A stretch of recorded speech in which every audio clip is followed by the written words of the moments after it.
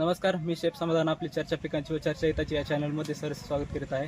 तरी आपण आज आलेलो आहोत एक अशा शेतात ज्यामध्ये आपण जे गेल्या वेळेस सांगितलं होतं की ह्युमिक ॲसिडची पॉवर दुप्पट कशी कराल, त्यावर आपण व्हिडिओ बनविलता.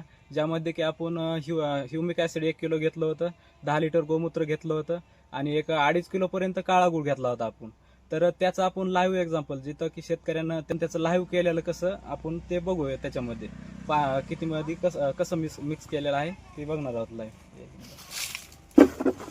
ह्याच्यामध्ये एक 2.5 किलो पर्यंत गूळ घेतलेला आहे व त्याच्यामध्ये 10 लिटर गोमूत्र आणि ह्युमिक ॲसिड 1 किलो घेतलेला आहे व 100 लिटर 200 लिटरच्या आसपास पाणी घेतलेलं आहे.